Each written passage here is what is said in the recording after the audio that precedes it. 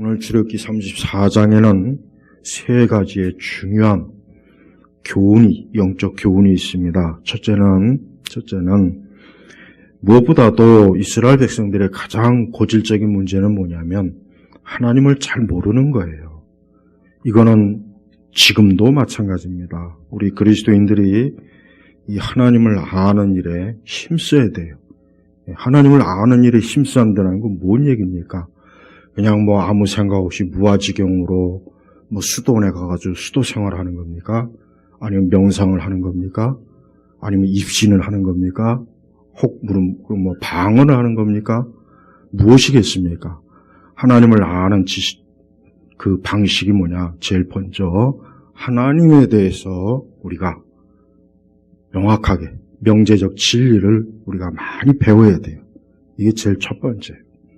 그렇게 하지 않고 제가 말한 아까 같은 그런 방식, 무슨 명상이니 영성 훈련이니 무슨 천국과 지옥 간증이니 성령 운동이니 또 성령 춤이니 이런 거로 절대로 하면 안 돼요.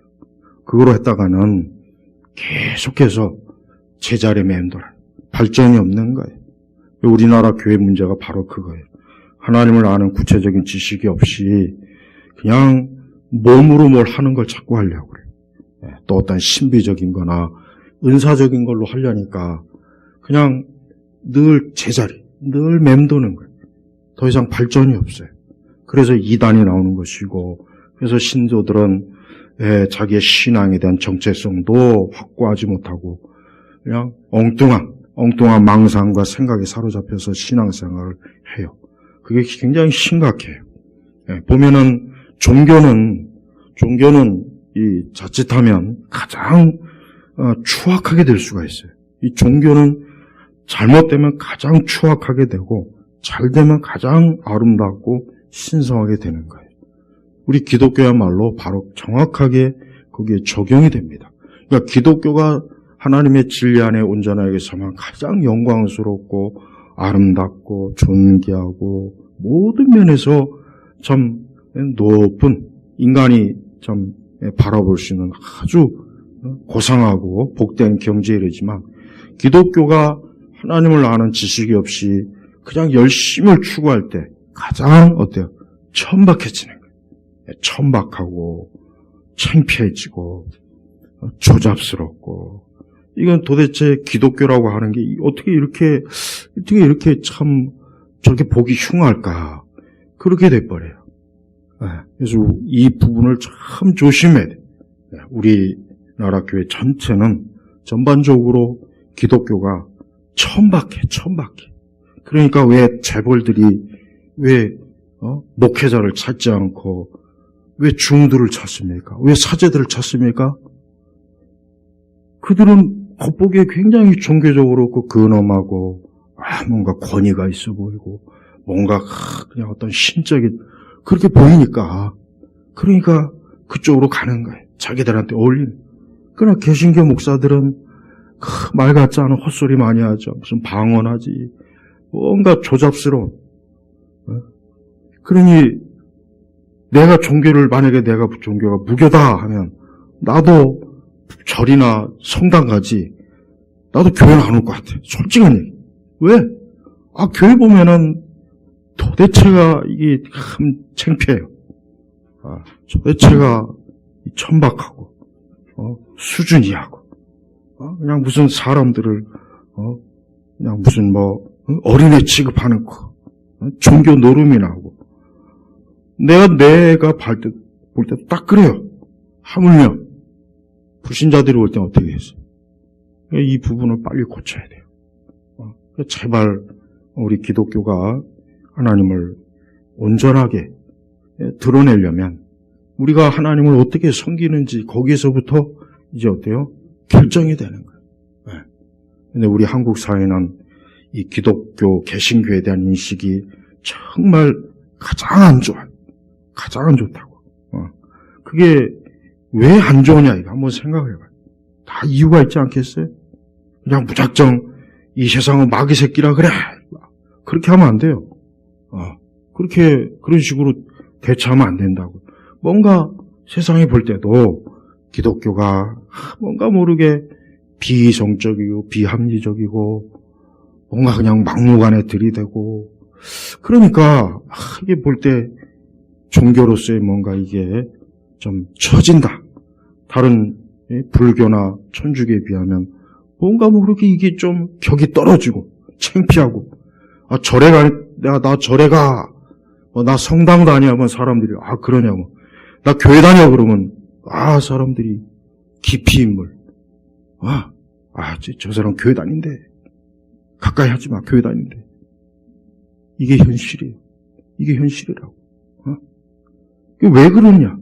그것은 기독교가 하나님을 영광스럽게 드러내지 않아서 그런 거예요.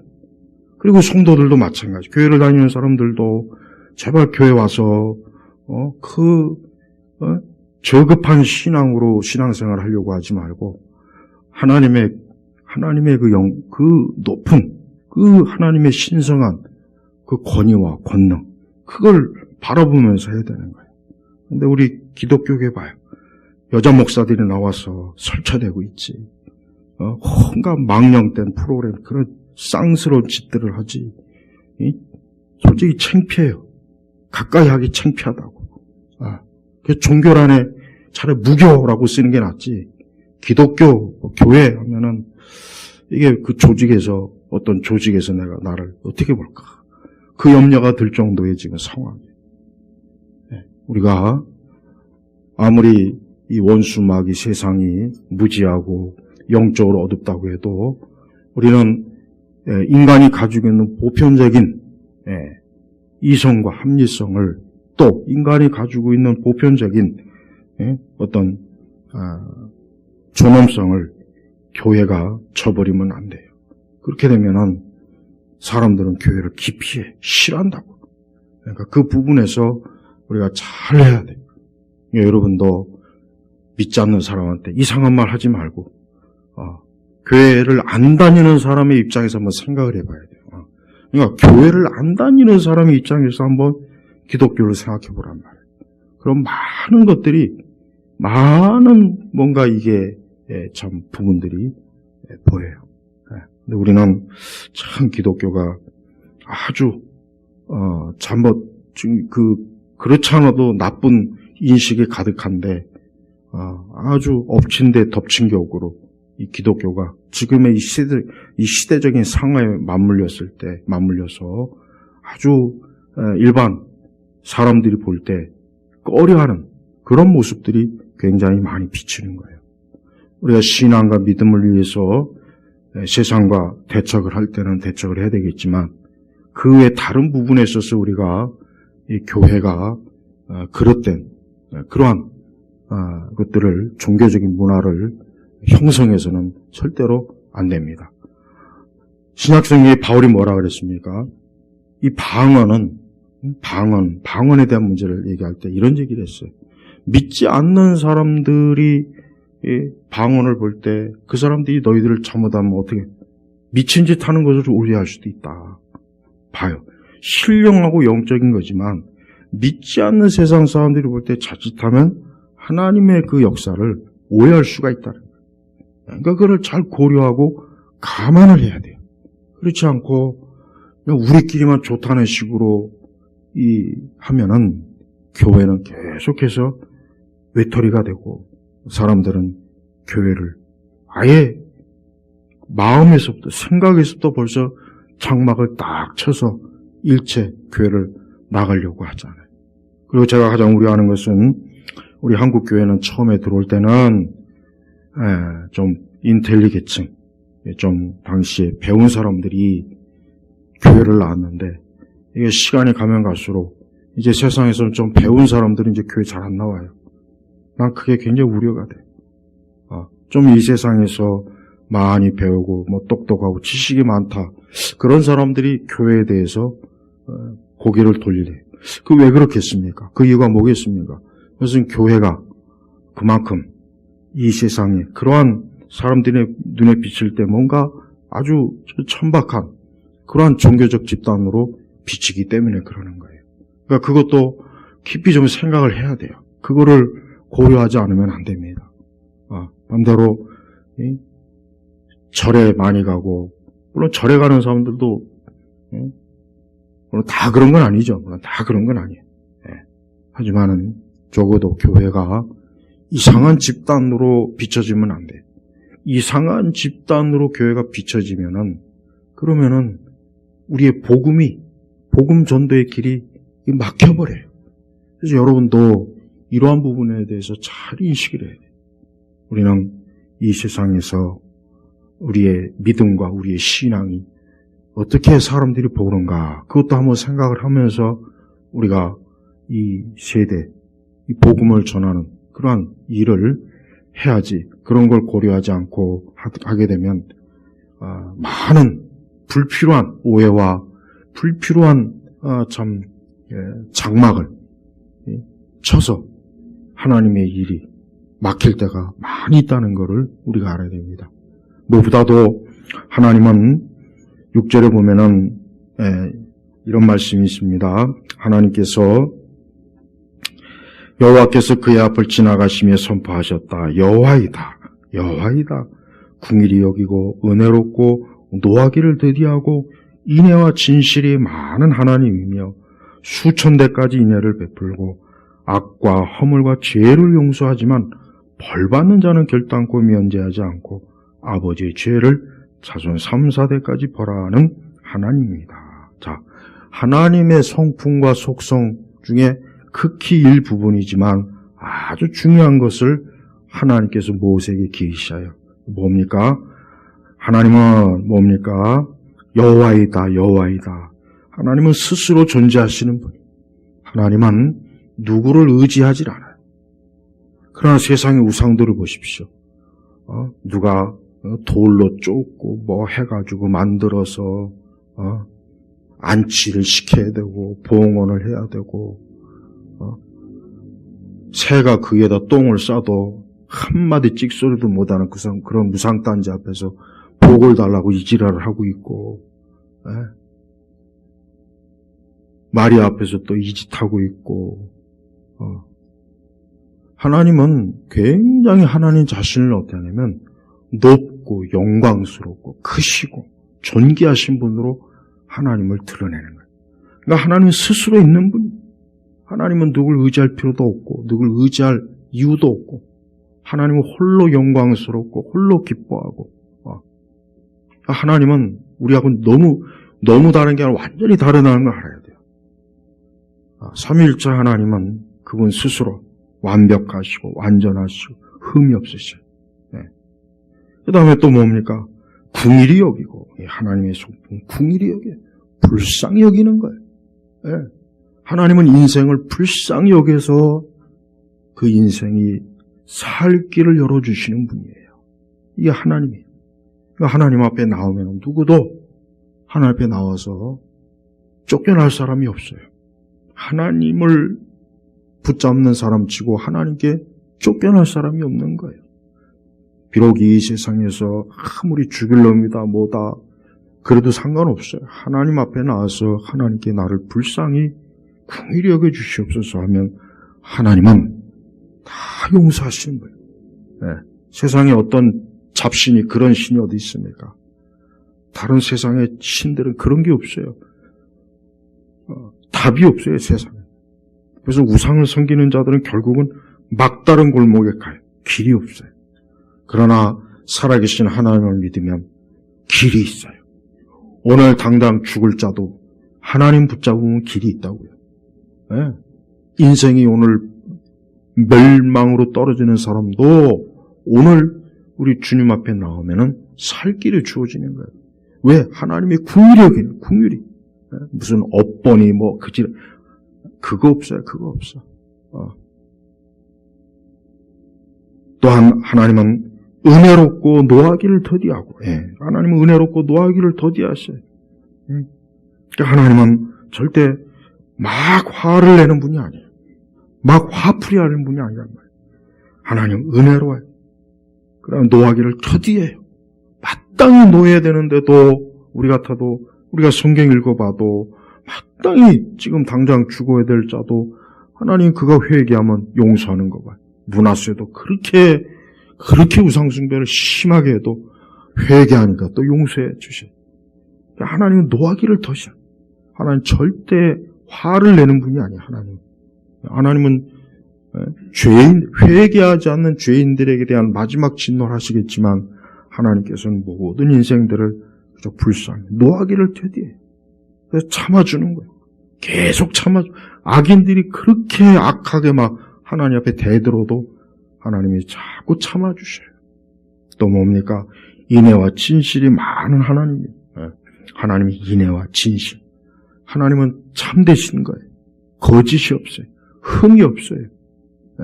하나님에겐 조금도 어떤 불순한 게 없는 거예요. 근데 수천 대까지 인애를 베풀고 악과 허물과 죄를 용서하지만 벌받을 자는 결단코 면제하지 않고 아버지의 죄를 자손 3, 4대까지. 보세요. 하나님의 인애와 사랑은 수천 대인데 죄인들에 대한 하나님의 진노는 그냥 3, 4대로 끝나는 거예요. 만약에 죄인들에 대한 진노가 만약에 수천 대였으면 어쩔 뻔했습니까?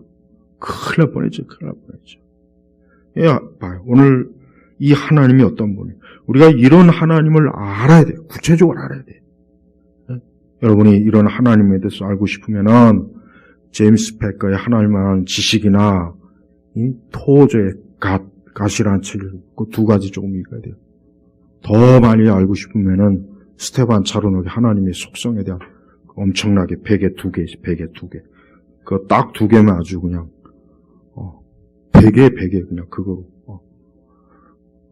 우리가 하나님을 많이 알게 되면은 사람이 고상해집니다. 사람이 고상해지고 사람이 어때요? 모든 면에서 하나님과 닮아가고 비슷해지는 거예요. 그러니까 사람은 그가 어떤 신을 섬기느냐에 따라서 그가 형성이 되는 거예요. 아주 맞아요. 그러니까 하나님을 많이 알면 알수록 그가 어때요? 하나님의 성품에 대해서 자기에게 배우는 거예요. 서서히 우리가 하나님이 된다는 뜻이 아니라 하나님의 그 영광스러움이 우리에게 배워요.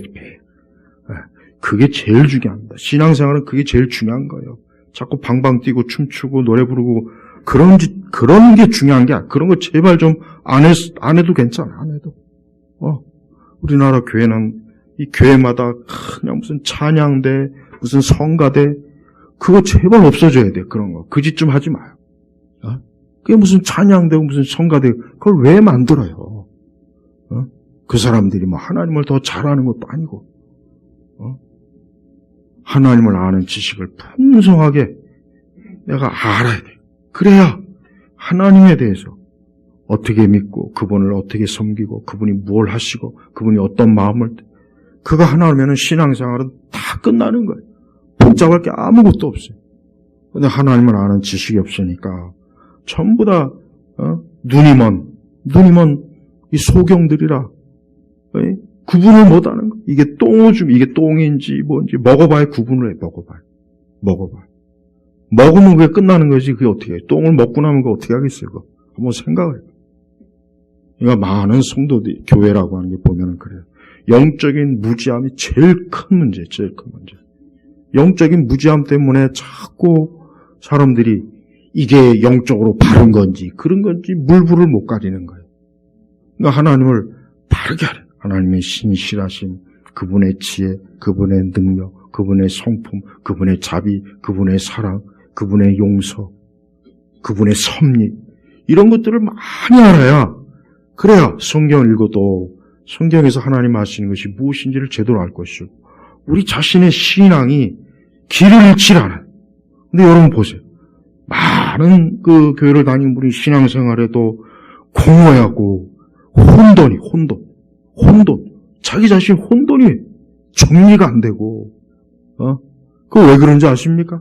방언을 못해서가 아니에요. 무슨 성령 받지 못해서도 아니고, 다른 게 아니에요. 내가 하나님을 모르는구나.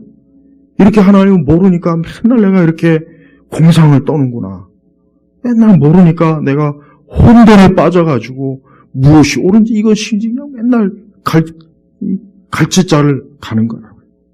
그러니까 이제부터 하나님을 아는 것이 풍성할 때, 그럴 때 우리의 신앙은 바르게 형성이 되고 혼란이 없어지고 하나님이 살아계심도 의심 안 되고 모든 면에서 하나님이 영광스러울 뿐이라는 걸 아는 거예요. 네.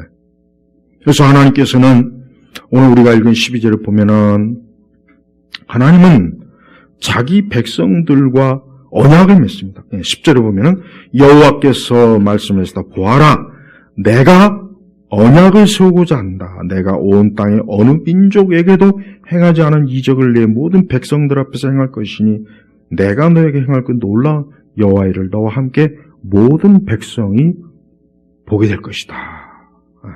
그러니까 하나님께서는 이스라엘 백성과 언약을 맺는 게 언약. 뭡니까?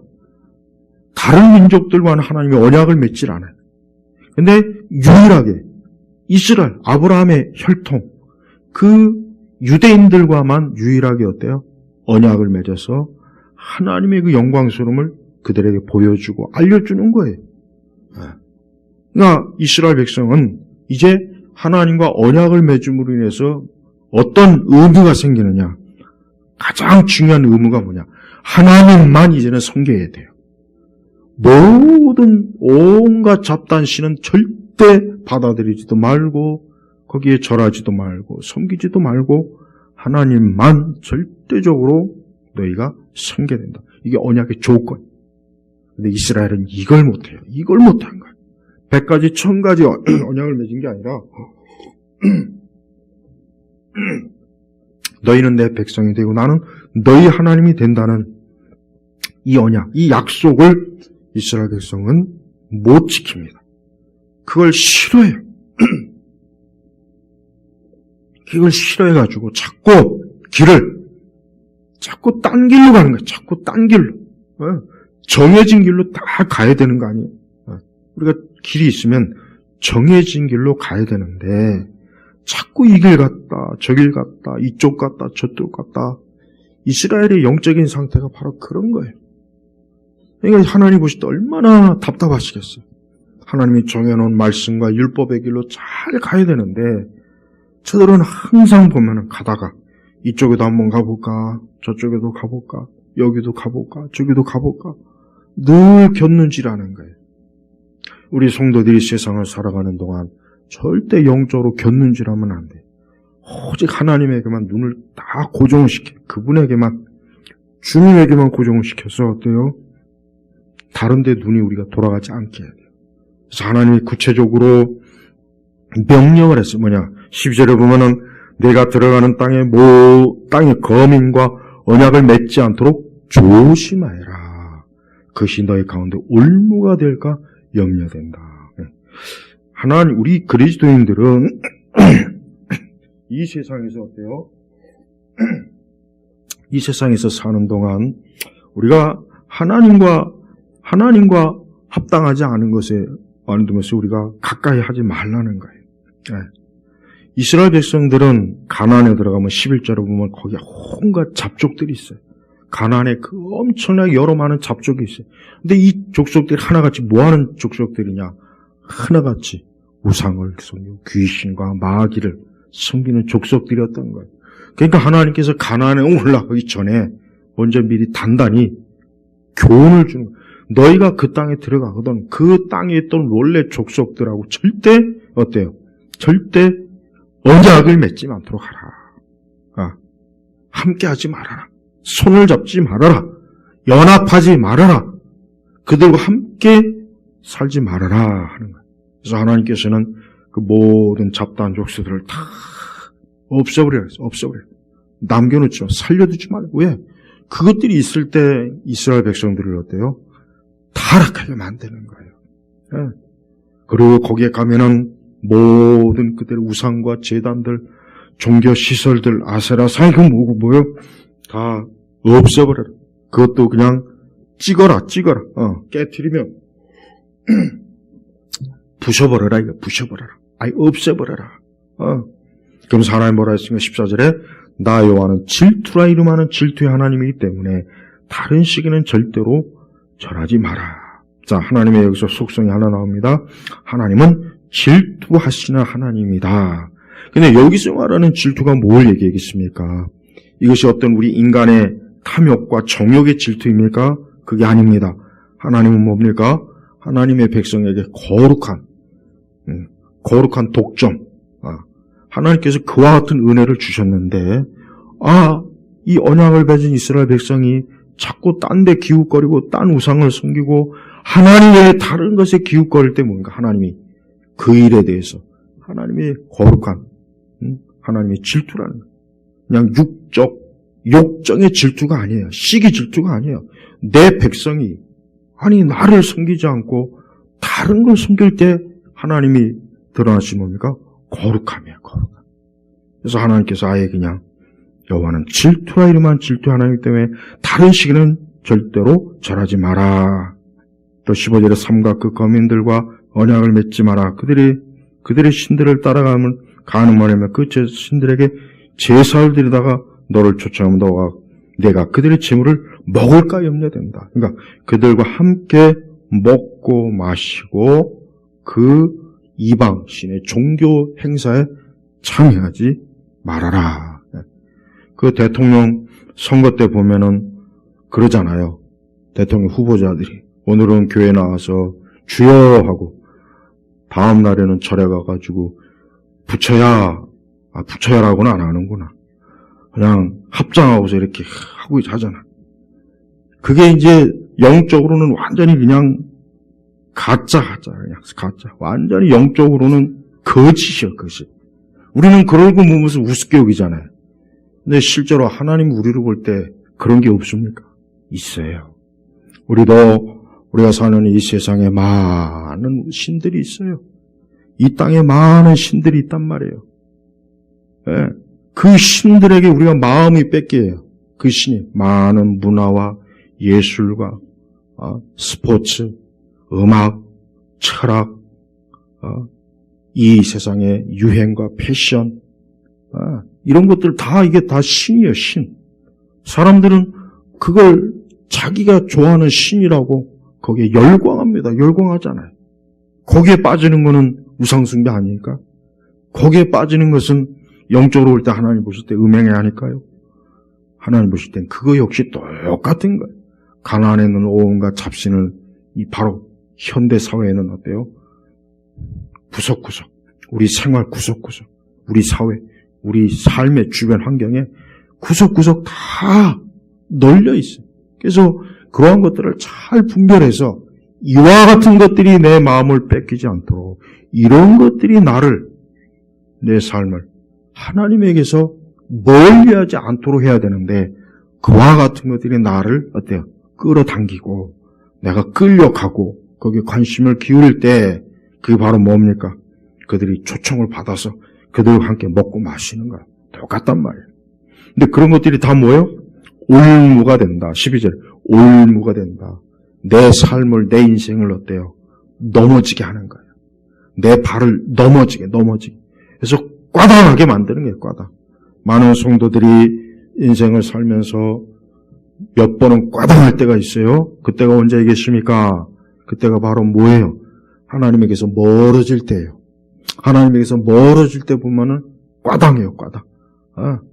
하나님을 섬기는 그 열심도, 시간도, 물질도, 그 삶에 애씀도 없이 다른 것에 빠질 때, 세상에 빠졌을 때 하나님은 어떻게 합니까? 꽈당 한번 크게 넘어져갖고 코가 깨지고 얼굴에 피 범벅이 되고 팔다리가 골정상이 되고 우리의 삶을 그렇게 내 삶을 크게 한번 넘어뜨려서 그때서야 내가 크게 올무에 걸렸구나. 내가 하나님을 등한히 하더니만 그렇게 됐구나라고 하나님 깨닫게 하신단 말이에요. 그러니까 올무가 돼요. 올무. 그러니까 절대 하나님을 멀리해서 자칫 그 올무에 걸린 것을 항상 우리가 주의를 해야 돼요. 그 16절에 보면 내가 그들의 딸들을 내 아들들의 아내로 취하면 그들의 딸들이 그들의 신들을 음란하게 섬기며 너의 아들들도 그들의 신들을 음란하게 섬기도록 만들 것이다. 자, 보십시오. 대표적으로 이 말씀 이루어진 자가 누구입니까? 솔로몬이에요. 솔로몬이 그렇게 지혜가 많고 총명하고 그렇게 참 하나님께로부터 그 놀라운 하늘의 지혜를 받았는데 그의 마음을 누가 빼앗았습니까? 이방 여인들이 다 빼앗았잖아. 그래서 솔로몬이 말년에 보면은 이방 여인들의 마음이 다 뺏겨가지고 우상을, 신전을 만들고 온갖 잡다한 우상을 섬겨서 결국 하나님께서 어때요? 그의 나라를, 그 아들 떼에서 나라를 둘이 확 쪼개버렸어. 봐요. 솔로몬조차도 어때요? 솔로몬조차도 이 말씀에 딱 어때요? 적용이 되지 않습니까? 네. 우리가 사는 인생은 다른 것들 생각하지 말고 항상 하나님과의 인생, 하나님과의 관계 인생을 늘 생각해야 돼요. 그게 가장 중요합니다. 거기에서 잘못되지 않으면 괜찮은데 거기에서 잘못되면 꼭 올무에 넘어지게 돼 있고 꼭 어때요? 우리의 삶이 진흙성에 빠지고 엉뚱한 데 빠져서 큰 공경을 당할 때가 때때로 있어요. 그래서 여러분, 우리 주님께서 그럽니다. 우리 주님께서 자기 백성들을 어때요? 오직 자기에게만 딱 묶으려고 얼마나 이렇게 간곡하게 하나님께서 이러한 말씀을 하십니까? 이래야 된다. 너희가 가나안에 올라가도 반드시 이렇게 해야 된다. 또 17절에 너를 위해 신상들을 부어 만들지 마라. 너를 위해 신상들을 부어 만들지 마라. 기독교는 어떤 형상을 만들거나 어떤 조각을 만들거나 어떤 무언가를 만들어서 그걸 경배하거나 그거를 숭배하는 그런 종교가 아닙니다. 근데 다른 이방 종교들 보십시오. 지금도 그렇잖아요. 다른 이방 종교들은 무언가를 항상 만들고 세워요. 그래서 사람들로 하여금 그 앞에 가서 절하게 만들고 경배하게 하고, 인간의 본성은 무언가에 자꾸 어때요? 사람의 타락한 본성은 무언가에 자꾸 어때요? 복종하고자 하는 마음이 있거든요. 그러니까 많은 이 세상의 종교들을 보면은 그런 거짓된 것을 만들어가지고 어때요? 사람들로 하여금 그 앞에 와서 두 눈을 그 앞에 와서 무릎을 꿇고 엎드려서 그 앞에 절을 하고 공양을 하고 물질을 바치고 거기에다가 온갖 것들을 갖다 바쳐서 나를 보호해 주시고 나를 축복해 주시고 나를 지켜 주시고 말도 못하고 움직이지 못하고 아무 의지가 없는 그 돌덩어리 앞에서 나무 조각 앞에서 그림 앞에서 그 앞에서 사람들이 어때요? 겁을 먹고 그 앞에서 조무르는 거 보십시오. 그게 어리석은 거예요. 그게 무지한 거라고. 근데 그런 일을 하는 사람들이 굉장히 많아요. 그러니까 그 사람들은 벌써 뭡니까? 그거에 매여 있는 거예요. 거기에 매여 있기 때문에 그걸 벗어나기가 어려워요. 그걸 벗어나면 죽는 줄 알거든. 내가 저걸 섬기다가 내가 돌아서면 내가 죽지, 화를 당하지, 재앙을 입지. 그러니까 이런 공포심이 있어요, 공포심. 그러니까 그 공포심 때문에 돌아서지도 못하는 거예요. 우상은 그래. 우상은 이렇게 사람들에게 거짓된 환상과 망상을 심어주고 그들의 마음에 공포와 두려움을 줘서 계속해서 노예로 있게 만드는, 이게 우상의 본질입니다. 하지만 하나님은 그게 아니에요. 하나님은 우리를 어떤 위협을 하거나 협박을 하거나 하나님 그렇게 해서 우리를 매이는 게 아니라 뭡니까? 하나님은 사랑. 하나님과 우리의 관계는 사랑이에요, 사랑. 하나님과 우리의 관계는 그리스도의 십자가를 통한 사랑의 관계지, 우리를 위협해서 협박해서 강압을 해서 너가 나를 따르라. 그건 기독교가 아니에요. 그건 기독교가 아니라. 그래서 기독교는 절대로 강압적인 포교, 강압적인 전도 방식을 취하지 않습니다. 기독교는 하나님의 사랑으로, 하나님의 은혜로 이 복음을 전해서 사람들을 주님 앞으로 이끌어내는 거지, 총과 칼로 협박을 해서 이슬람교처럼 칼이냐 마음이 시냐 협박을 해서 개종을 시키는 게 아니란 말이에요. 또 중세시대 로마 천주교도 마찬가지 그런 개종 방식을 추구했죠. 그게 얼마나 그게 많은 부작용을 낳았습니까? 지금까지도 남고 있잖아요. 하나님의 참된 방식은 뭐예요? 사랑이에요. 하나님의 긍휼이에요. 하나님의 용서예요. 그래서 사람들을 더 이상 헛된 두려움과 공포심에 의해서 끌려다는 것이 아니라 뭐예요? 하나님의 절대적인 사랑으로 하나님 앞으로 이끌어내는 것. 이게 바로 기독교입니다. 네, 이게 바로 기독교. 거기에서 벌써 하나님의 성품이 나오잖아요. 근데 이 세상, 이 원수마귀는 뭐예요? 원수마귀. 사람들을 막 강제로, 어거지로, 억지로 해가지고 막 자신들에게 끌어내는 거예요. 그렇게 해서 그들을 평생 노예로 묶어가지고 자기를 숭배하고 섬기게 하는 게 이게 바로 이 세상의 방식이라고. 우리는 그러한 방식이 마귀적이고 하나님 보시기에 얼마나 악한 것인가를 우리가 잘 알아야 됩니다. 하나님께서는 지금도 그렇습니다. 하나님을 사랑하는 자, 하나님을 섬기는 자, 하나님을 공경하는 자를 하나님 기뻐하셔요. 그 관계는 어떤 관계입니까? 은혜의 관계예요. 하나님의 사랑이에요. 하나님의 자비예요. 그래서 하나님은 사람들을, 우리 영혼들을, 우리 인생들을 그렇게 해서 하나님께로 생명의 길로 이끌어내시는, 이게 하나님 기뻐하시는 방식이에요. 세상 방식은 그렇지 않죠? 우리가 이 세상 방식은 절대 받아들일 수도 안 되고 우리는 그것을 흉내낼 수도 안 됩니다. 다음은 또 뭡니까? 이스라엘은 세 가지 절기를 지켜야 됩니다. 여기 보니까 18절에 무교절, 22절에 칠칠절, 수장절, 이스라엘의 3대 절기죠. 23절에 보니까 모든 남자는 매년 3번씩 주 여호와 이스라엘 하나님 앞에 나와야 한다 그랬어요. 하나님께서 의무적으로 매년 3번씩 주 여호와 앞에 이스라엘 하나님 앞에 나와야 한다. 성전에 제사로 나오라는 거예요. 그런데 하나님께서 24절에 그렇게 할 때 어떠한 약속을 주셨냐? 내가 이방 민족들을 내 앞에서 쫓아내고 내 영토를 넓혀주겠다. 내가 매년 3번씩 여호와 너의 하나님을 뵈려고 올라올 때 아무도 네 땅을 탐내지 못하게 하겠다 그랬어요. 자 보십시오. 하나님께서는 하나님께 예배하는 자들을 지켜주셔요. 이걸 똑똑히 알아야 돼요. 자 보세요. 이스라엘 백성 중에 남자는 3번씩 이스라엘 여호와 하나님 앞에 나와야 한다 그랬어요. 성전에 나오라는 거예요. 그러려면은 자기의 모든 생업을 제쳐두고 자기가 지키던 땅과 가족도 다 놓고 어디로 모여요? 성전으로 모여야 돼요. 그러면 한번 생각해 보시죠.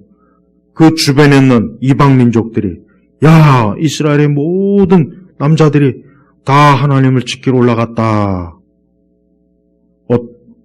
침략하기 좋은 때 아닙니까? 근데 하나님께서 뭡니까? 그걸 막아주겠다. 중동의 6.1 전쟁 때도 그랬죠. 6.1 전쟁 때도 아랍이 언제 이스라엘을 1차 전쟁을 했느냐. 그 이스라엘 백성들이 금요일부터 토요일까지 안식일 때 그때 전쟁 아랍이 그냥 왕창 밀고 내려왔어요. 아주 초반 2, 3일 동안은 이스라엘이 엄청 그것 때문에 힘들었는데 한 3일째부터는 반격이 돼가지고 오히려 그냥 아랍을 확 다 그냥 아주 그냥 뭉개버렸어. 땅도 빼앗고 매번 전쟁 때마다 용키프르 전쟁 빼고는 매번 전쟁 때마다 그냥 아랍이었대요. 아주 묵사발이 났단 말이에요. 나중에 땅을 이스라엘이 다 이거 뺏으니까 막 땅 달라고 징징댔어요. 이스라엘이 말 안 들으니까 유엔에 가서 또 징징대고. 그래가지고 나중에 이스라엘이 그냥 하도 징징대니까 그냥 불쌍하다 그래서 다시 돌려주긴 했단 말이에요. 봐요. 하나님은 하나님의 백성을 지키는 분이에요. 그걸 알아야 돼요. 우리가 하나님을 섬길 때 야, 내가 이거 하나님을 위해서 섬기면 이거 손해가 나지 않을까? 어려움을 당하지 않을까? 내가 이것 때문에 내가 혹시라도 공경에 빠지지 않을까? 그런 생각을 하지 말라는 거예요. 그런 생각. 지금 벌써 하나님께서 그런 생각을 할까봐 뭐랍니까?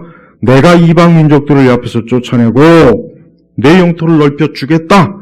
내가 매년 3번씩 여호와 너의 하나님을 뵈려고 올라올 때 아무도 내 땅을 탐내지 못하게 하겠다. 하나님이 지켜주는 거예요. 하나님이. 인생은 하나님이 지켜줘야 됩니다. 사람이 지켜봐야 소용이 없어요. 궁극적으로. 하나님이 지켜줘야 그게 안전한 거예요. 우리가 하나님께 예배하는 게 얼마나 중요한지 이것만으로도 알 수 있어요. 하나님께 우리가 예배 드릴 때 하나님께서 우리를 지켜주시는 거예요. 우리를 모든 면에서 우리의 가족과 우리의 건강이나 물질이나 모든 필요한 것들을 절대 하나님께서 해가 되도록 놔두니 내버려 두질 않아요. 왜? 하나님께서 하나님을 섬기는 자들이 하나님을 섬기는 것 때문에 그것 때문에 큰 해를 받도록 하나님 내버려 두지 않는다는 거예요. 하나님이 지키는 거예요. 우리는 우리 신약교회 성도들도 하나님께 예배하고 하나님을 찾는 일에 절대 등한히 여기지 마요. 또 그 일로 인해서 절대로 우리가 무너지거나 망할 일이 절대로 없어요. 오히려 하나님이 더 복을 주시고 복되게 하시며 하셨지 절대 우리가 그것 때문에 망했구나, 이젠 끝났구나, 그러면 그런 생각을 하지 마요. 근데 그것도 믿음이 있어야 돼. 믿음이 있어야 돼. 믿음이 있어야 된다. 그러니까 믿음이 없는 사람은 늘 딱 그 수준이에요. 꼭 자기가 어떻게 하든지 막 발버둥 쳐요. 믿음이 없어요. 믿음이 없는 거예요, 그거. 믿음이 없으니까 그런 거예요. 그냥 하나님께 딱 맡겨놓고, 그래, 난 이 시간에 하나님을 위해서 내 시간을 써야 돼.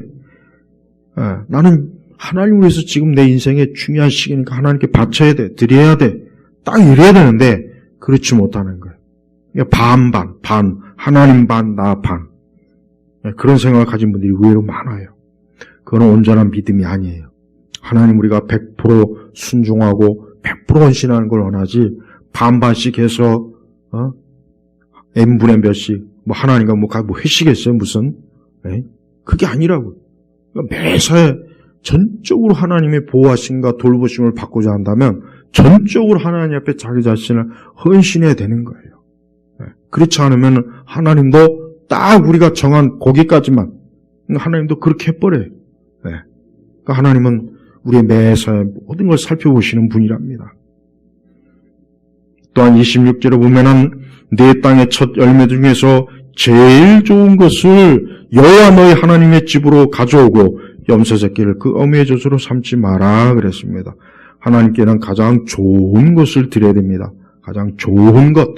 병들고 썩고 부패하고 낡은 거는 안 돼요. 좋은 것. 하나님 이런 것도 보시잖아요. 하나님 얼마나 세심하게 보시면은 하나님 앞에 가지고 나오는 그 재물을 보니까 이게 상태가 상품이냐 중품이냐 하품이냐 하나님 최상급을 원하는 거예요. 최상급 원하는 거예요. 그러니까 우리는 하나님 앞에 좋은 걸 드리길 힘써야 돼요. 하나님 그 모든 걸 다 보고 계시는 거예요. 하나님 매사에 보고 해요. 마치 예수님께서 과부가 성전에 2렙돈을 드린 걸 보고 이 과부가 가장 많이 드렸다. 왜? 자기의 모든 걸 드렸거든요. 우리 예수님은 지금도 보고 계셔요. 우리가 무엇을 하나님 앞에 드리는가를 잘 보시는 거예요. 그러니까 하나님 앞에 절대 인색하거나 아끼지 마셔요. 또 22절에 보면은 모세가 우리 같이 읽겠습니다. 모세가 거기서 여호와와 함께 밤낮 40일을 머물면서 빵도 먹지 않고 물도 마시지 않았으며 여호와께서 판들리 언약의 말씀과 십계명을 기록하셨다. 자, 모세가 거기서 여호와와 함께 밤낮 40일을 머물면서 근데 머물면서 뭐 했냐? 빵도 먹지 않고 물도 마시지 않았으며 그러니까 40일 동안 금식을 한 거예요. 성도 여러분, 모세가 이걸 억지로 했겠습니까? 아니에요. 모세는 진심을 다해서 했어요. 우리가 하나님 앞에 나올 때는 억지가 되면 안 돼요. 억지. 그냥 마지 못해 예배드리고 그냥 마지 못해 기도하고 그냥 마지 못해서 하나님 앞 교회 나오는 건 그건 하나님 기뻐하는 게 아니에요. 모세 보십시오. 하나님과 함께 밤낮 40일을 머물었어요. 그것도 먹지 않고 마시지 않고 모세가 이때 속으로 이거 귀찮은데 빨리 내려가서 치킨 한 마리 뜯어야 되는데 삼겹살 뷔페집 가가지고 그냥 돼지 한 마리를 다 빨리 먹어야 되는데 모세가 하나님 앞에 가가지고 그런 생각을 했겠습니까? 아니에요. 모세는 아마 아예 거기서 영원히 거주하라고 했어도 햇사람이야. 그만큼 어때요? 하나님과 친밀한 거, 친밀하고 가까이 있었다는 거예요. 하나님과 가까이 하고 친밀한 것을 모세가 얼마나 좋아했던지 30절에 보면은 모세가 내려올 때 보니까 29절에 보니까 거기 뭐라고 했습니까? 모세가 시내산에서 내려올 때 자기 손에 증거 돌판 2개를 두고 내려오는데 모세가 여호와와 말했으므로 얼굴살길에 광채가 났으나 그 자신은 알지 못했다. 그러니까 모세는 한마디로 얘기해서 하나님께 푹 빠진 거예요. 이게 신앙입니다. 우리가 신앙생활할 때 우리의 신앙이 어느 정도까지 돼야 되느냐? 하나님께 푹 빠져야 돼. 그래서 하나님 가까이 하는 거 좋고, 하나님께 기도하는 거 좋고, 말씀이 있는 게 좋고, 교회에 오는 것이 좋고, 그냥 하나님께 푹 빠져야 됩니다. 이게 정상적인 신앙입니다. 모세는 그렇게 했어요. 그래서 하나님과 대화하고, 하나님과 말하고, 이게 모세의 얼굴에 어때? 하나님의 그 광채가 모세에게서도 그대로 난 거예요. 예? 그래가지고 백성들이 그걸 보면서 두려워했다 그랬어요, 두려워. 그렇죠? 모세 얼굴에 그냥 빛이 나니 당연히 두려워할 만하죠. 성도 여러분, 이렇게 하나님을 가까이 하는 자에겐 하나님의 영광의 빛이 우리 속에 이렇게 들어오는 거예요. 그래서 여러분도 하나님을 가까이 하면 할수록 여러분도 마찬가지입니다. 하나님께서 그 하늘의 놀라운 빛을, 그 생명의 빛을 비춰주시는 거예요. 비춰주시고 우리가 하나님과 함께 있다는 것을 보게 하시는 거예요. 알게 하시는 거예요. 지금 세대는 우리 그리스도인들이 보면은 너무 바빠요. 우리 그리스도인이 보면은 충분한 시간을 하나님 앞에 드리질 않아요. 충분한 시간. 그냥 10분, 20분 드리는 것도 아깝죠. 그것도 그냥 급하죠. 그래가지고 어떻게 우리가 하나님을 알 수 있다, 안다라고 어떻게 하겠으며 하나님을 어떻게 우리가 알아갈 수가 있겠습니까? 모세 보십시오. 하나님과 40일 동안 대면하고 말하고 나니까 그의 얼굴이 광채, 빛이 났다, 이 빛이. 지금도 마찬가지입니다. 많은 그리스도인들이 물론 일이 바쁠 수도 있죠. 일이 바쁠 때도 있긴 한데 하나님과 이렇게 오래 같이 있는 시간을 별로 원하지 않아요. 이게 제일 큰 문제예요. 이게 경건의 가장 큰 해가 되는 거예요. 하나님과 오래 좀 같이 있고자 하는 마음도 있고 진짜 그래 좀 봐면 얼마나 좋겠어요. 하나님과 오랜 동안 기도하고 오랜 동안 말씀도 있고 오랜 동안 설교도 막 3시간, 4시간씩 막 듣고 근데 지금은 그렇게 했다면 큰일 납니다. 미국의 목사님들은 설교가 보통 25분에서 딱 30분이에요. 우리나라도 그런 데가 많아요. 그리고 점점 짧아지고 있어요. 그게 왜 그렇습니까? 기록에 의하면 7시간 반이 가장 긴 설교 시간이었어요. 청교도 시대 때. 7시간 반. 나는 그 회중들이 진짜 제대로 걸어갔는지 모르겠어요. 예배 끝나고 집으로. 진짜 그래요. 기록에 나와 있어요. 지금은 근데 기껏 해봐야 25분, 30분. 여러분, 설교를 25분, 30분 해가지고는 성경 제대로 가르치기 어려워요.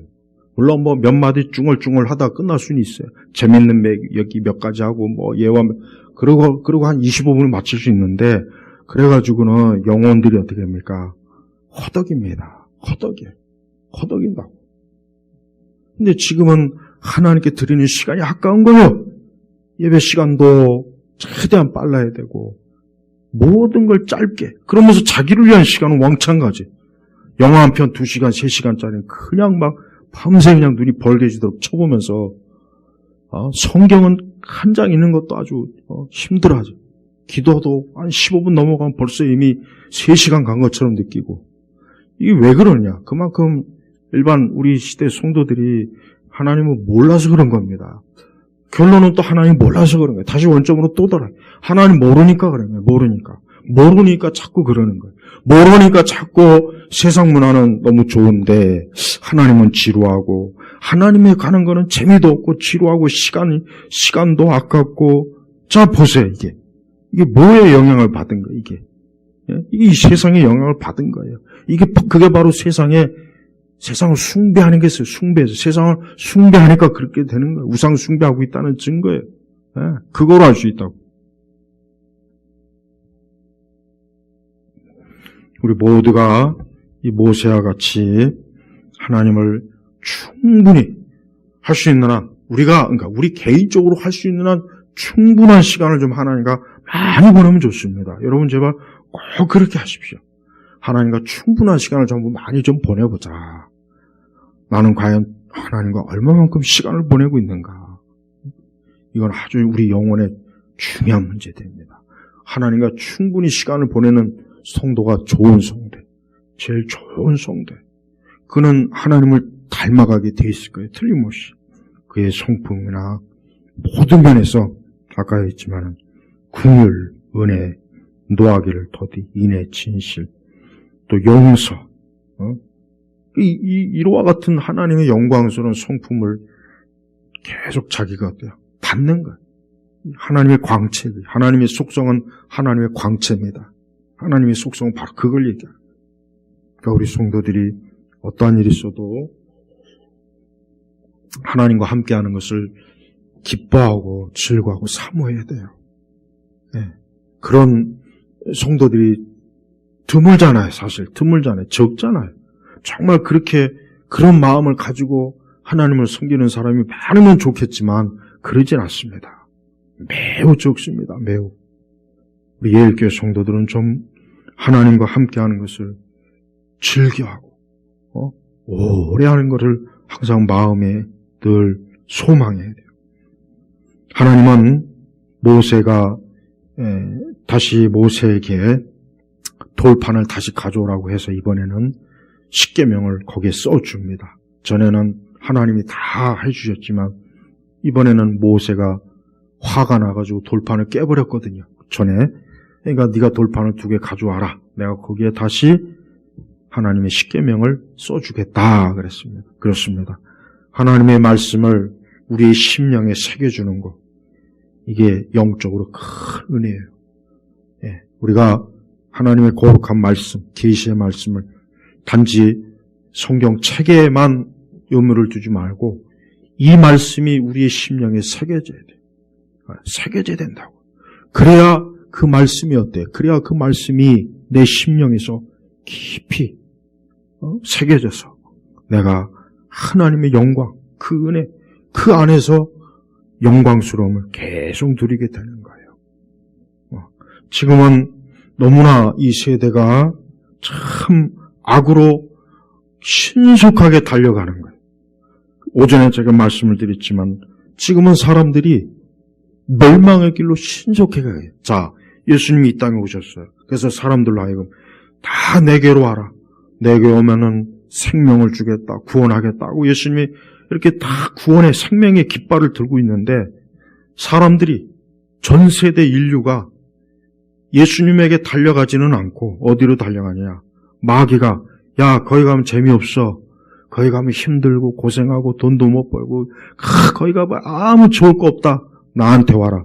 여기 재밌는 것도 많고 돈도 많고 쾌락도 많고 누릴 것도 많고 여기 너희가 원하는 모든 재밌는 것 좋은 게 여기 다 있다. 이쪽으로 와라. 사람들이 지금 거기로 몰려가요. 지금은 더 많이 몰려가고 있어. 더 많이. 옛날에는 그래도 사람들이 그래도 좀 생각이 있어서 그래도 예수님께로 간 비율이 많았는데 지금은 10,000명에 1명 주님께로 올까 말까 해요.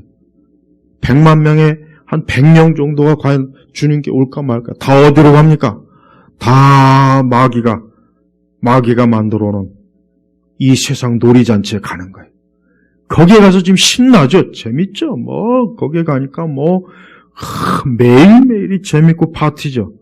그러나 파티가 끝나면 항상 결론이 나는 거예요. 너무나 많은 사람들이 이걸 모르고 있어요. 지금 시대가 그래요. 수많은 사람들이 예수님 오라 하는데 안 와요. 안 오는 거예요. 왜 예수님을 가봐야 별 재밌는 것도 없어 보이고 지루하고 아무것도 보이지 않아요. 별로 없어요.